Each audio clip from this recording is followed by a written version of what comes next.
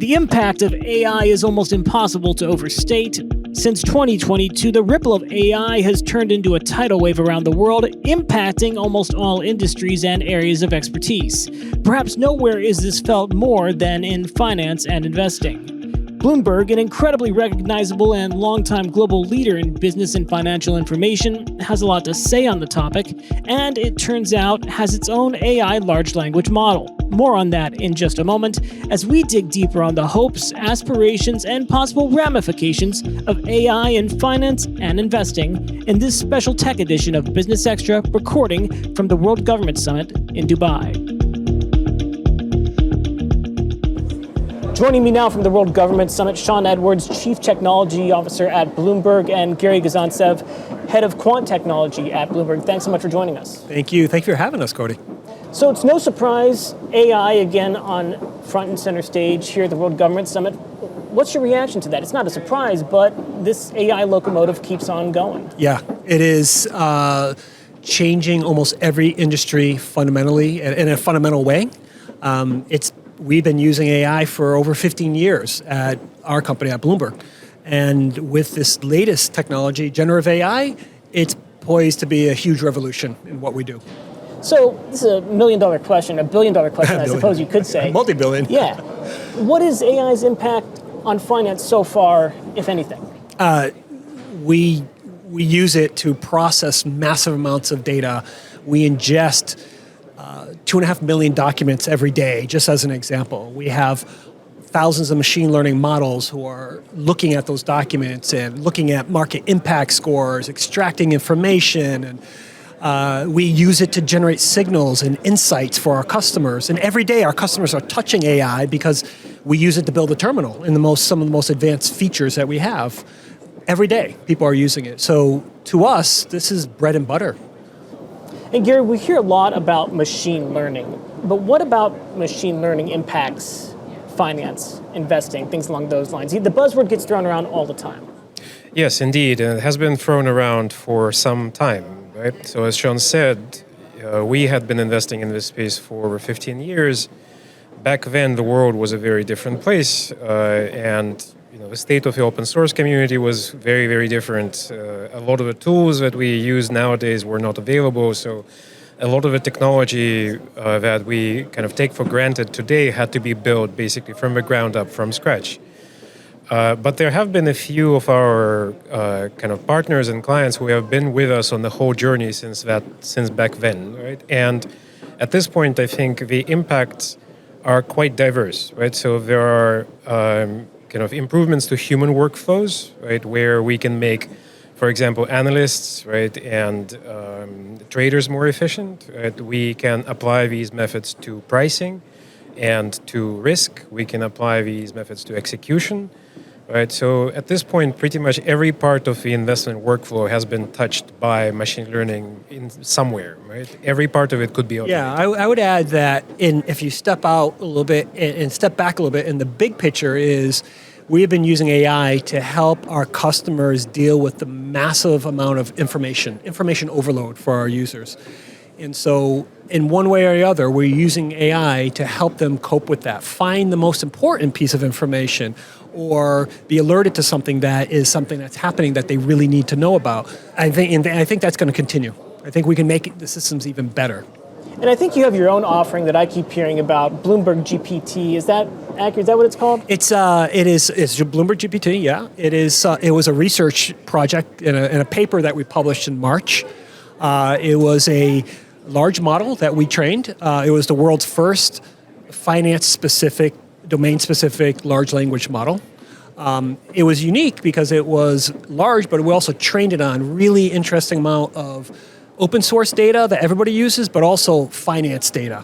And since then, we have been building even more powerful models teaching it about derivatives and macro information and commodities. And so we're continuing to train. And we've been building all sorts of models of different sizes and of different shapes, if you will. And now we're starting to actually release product using these models. And hypothetically, if all investors were to use the same AI data, wouldn't that affect volatility to some extent? Would that be would be in a completely different investing world, or is that kind of? No. I think that's I don't think it's actually unique to even AI. We have democratized, Bloomberg's mission in some sense is to democratize information. The fact that, people have access to this really rich set of data and analytics, even if it's not AI, just levels a playing field.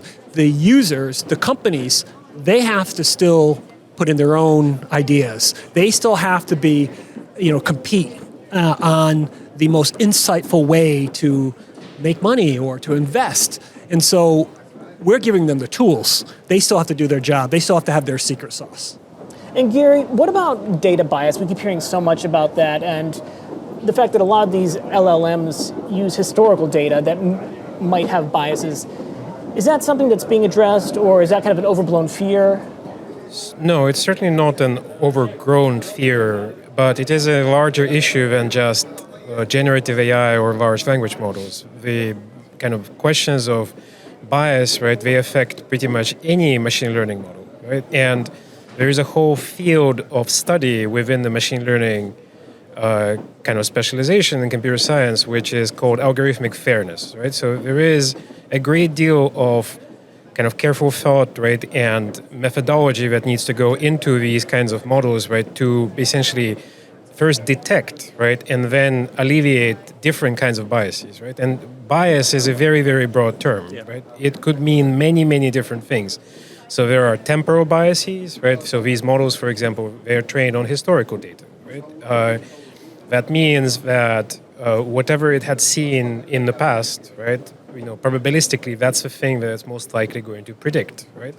But past is not always representative of the future, right? So that's one type of bias. But then there is also things like imbalances, right, biases in purely kind of human terms, right? So, for example, if you look at an application of machine learning, which is actually quite current, so people are using this kind of technology to profile people's resumes and CVs, right?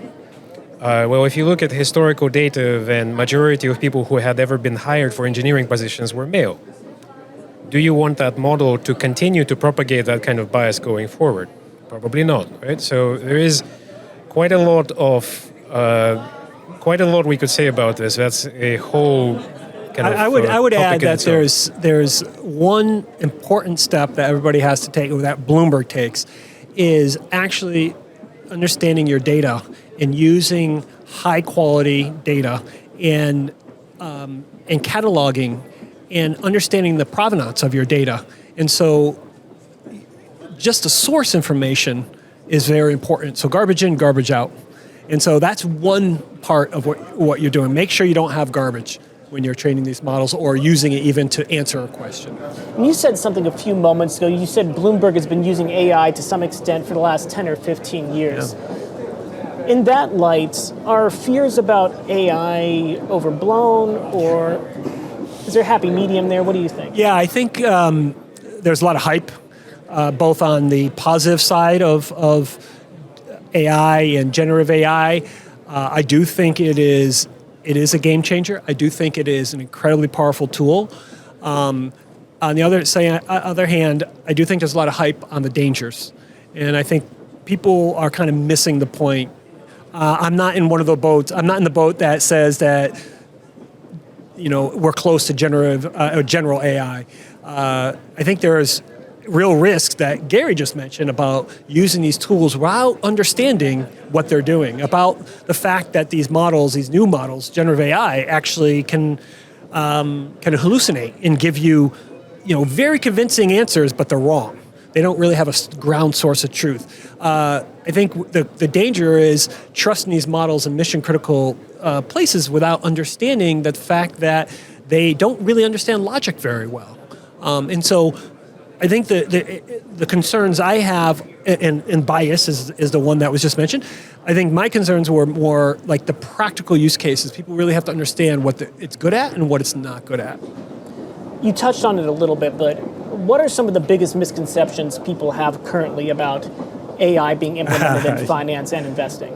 Yeah, that we're going to build a model that says, what's the price of Apple tomorrow? Like it's magic. It's not magic. And this is right? this is not new, right? So like people have always been looking at these kinds of new technologies as a sort of a magic wand that you can wave that will solve all the problems kind of you have, right? And it's not like that. It's a technology like any other, right? It has limitations, right? It has its own properties, right? Where it is and is not applicable, and it requires, again, careful thought, right? To understand exactly how to use this technology, right, in a particular domain, right? So like the way that you would use it in finance and the kinds of problems that you have to deal with in finance are quite different from the way that you would use them, for example, in medicine, right, or in biology or something like that, right? If I think education is really the key issue here, right? So again, particularly for decision makers, particularly for people who are stakeholders, understanding what these models are and are not capable of, right? And what they can and cannot do, I think, is a very important thing.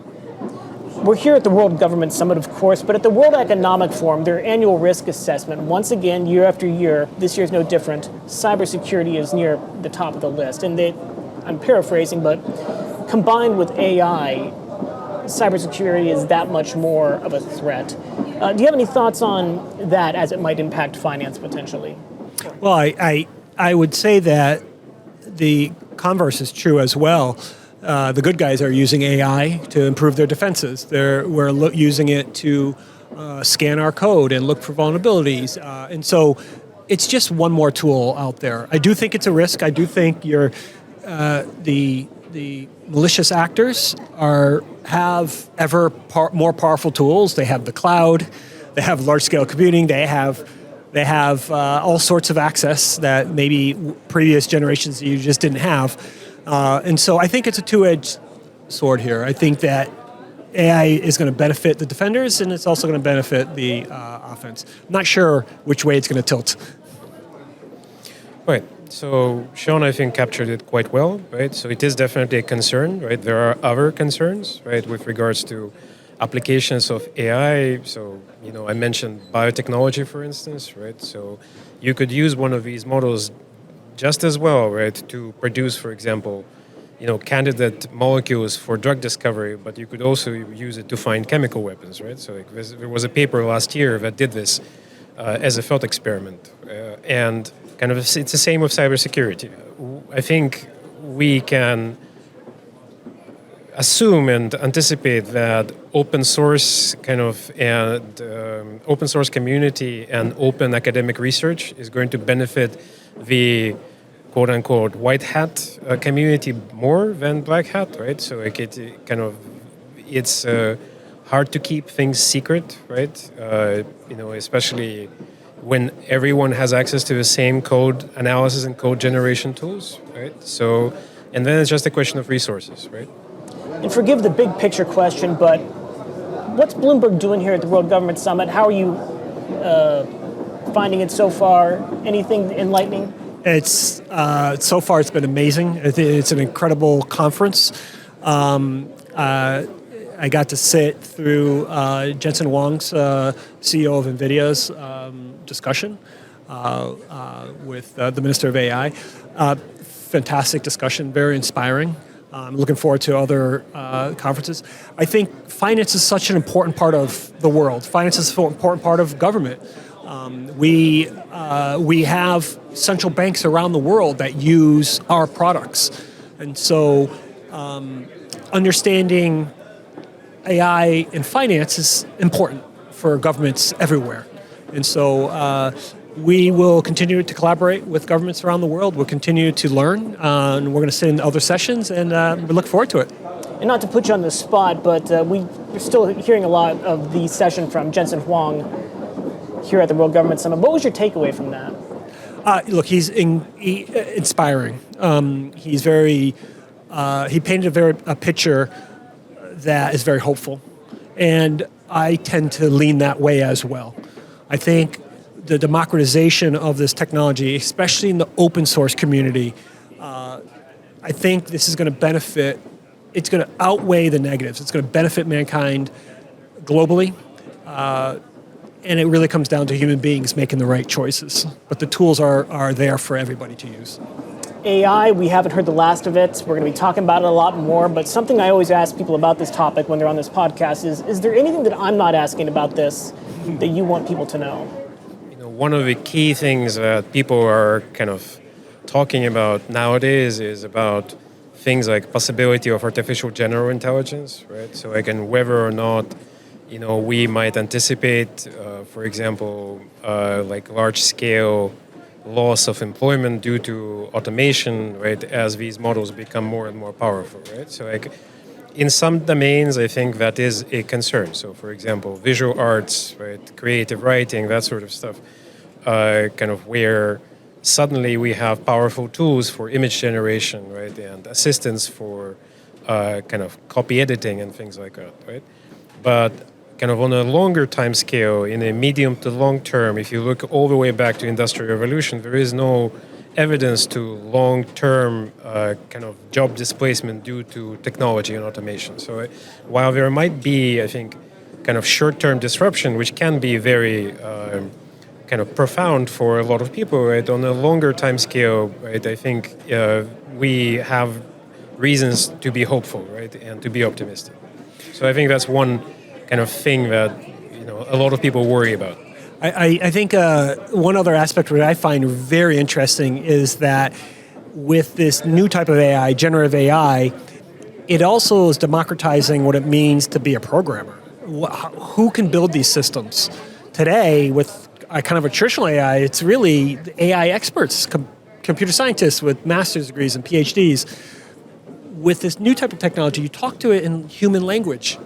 And so now the people building the systems, and more are going to be the domain experts, the people who know about medicine or know about government or know about whatever topic they're talking about. And it's not just a dependency on the computer scientists. I think that's a fascinating and interesting evolution.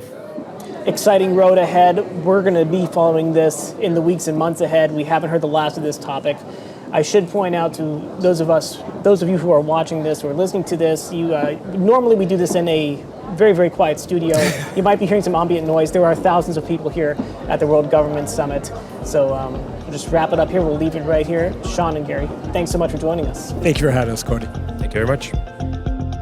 That's it for this episode of Business Extra Podcast. Thanks so much for listening. Please remember to follow us wherever you get your podcasting content so you can receive all of our episodes as soon as they come out. This episode was produced by Doa Fareed and Arthur Edison. I'm your host, Cody Combs.